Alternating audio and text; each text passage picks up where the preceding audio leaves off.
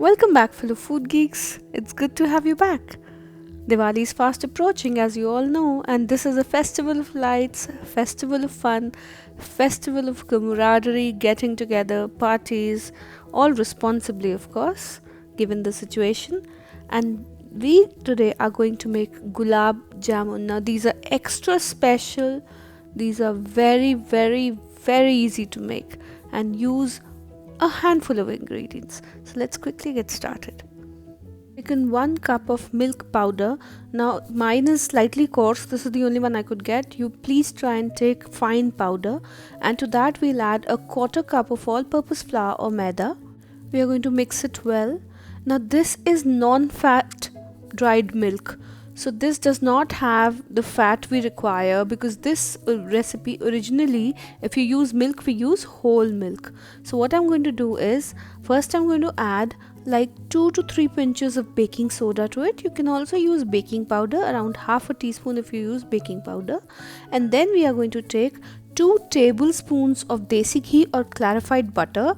Now this is going to reintroduce the fat that we need to make the gulab jamun dough, and it ensures that the gulab jamuns turn out very soft. If you think, and this is the consistency we want, when we bring it together it clumps up, and if you think it needs more ghee, please go ahead and add it till you have the clump consistency. Now I have taken a 1/4 cup of whole milk. This is full fat milk, and I'm going to knead a dough. Now if I think that 1/4 cup is not enough, I will take slightly more milk. So what I'm going to do is, after a 1/4 cup, I'll take it tablespoon by tablespoon and add one at a time, because I don't want the dough to be very sticky. I want the dough to be nice, soft and supple, but not very sticky. So now it's coming together, and we'll knead it for approximately for 6 minutes, like I said, and it's come together now. My hands have become oily and this is supple. Now I have used 1/4 cup, and then I used 2 tablespoons more of this, and that is the amount of milk I used. It may vary according to the milk powder you're using. Like mine is coarse, so you can see that coarseness in it, but please, I would prefer if you take a very fine powder.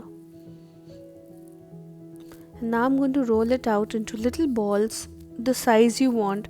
Of course it's also going to swell up in the syrup, so make the size accordingly.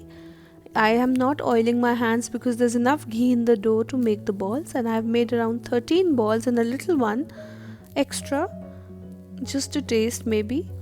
And now I'm going to fry them, but before that I want to make a sugar syrup. So here I've taken 1.5 cups of water, plain water, and to that I'll add around 1.25 cup of sugar.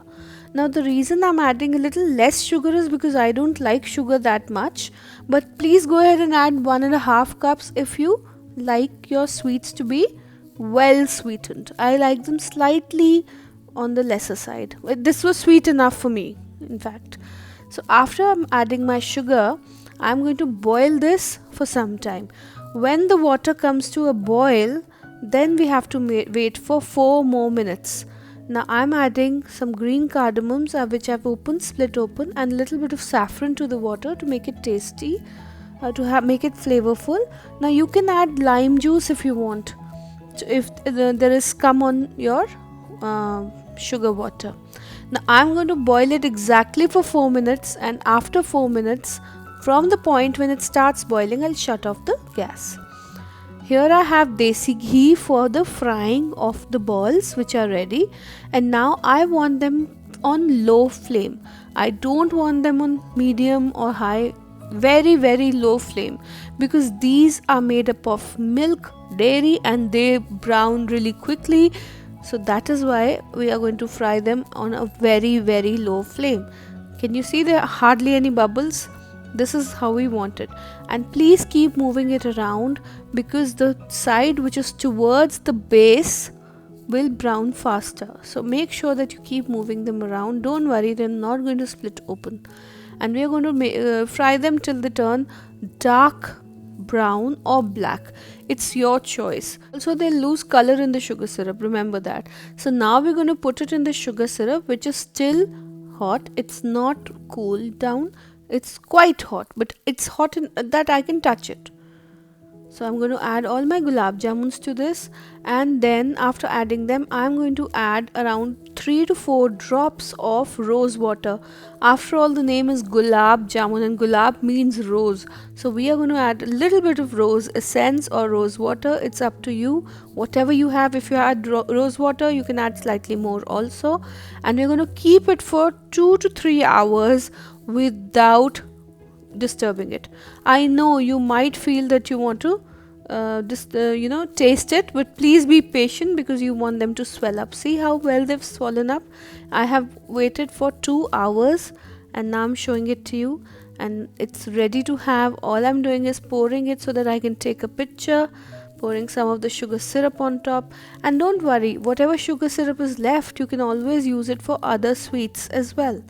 And this is ready. You can garnish it with whatever dry fruit you like, sliced, slivered. It could be almonds, it could be pistachios. I'm putting some pistachios here. You could also add some silver foil to this. That looks very nice too. You have silver leaf, that is. And now this is ready, and I'm going to cut into one to show you. It's really soft. See, I'm just pressing it slightly and it has already broken into two. So it's really soft. Do make it, try it. If you like the recipe, please give me a like, share and subscribe if you haven't already, and press the bell notification, because in that case you would be notified of all my new recipes. Let me take a bite now.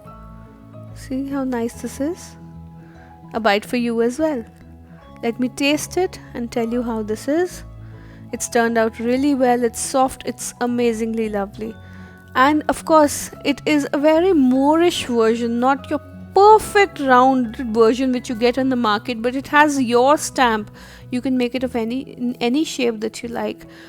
Please do go ahead and try this. Write in the comment section if there is anything that you'd like to see me make, and I'll definitely come back with more Diwali recipes, more desserts and lovely stuff, because this is the season to celebrate. I hope you guys have a rocking festive season. Till we meet again. Bye.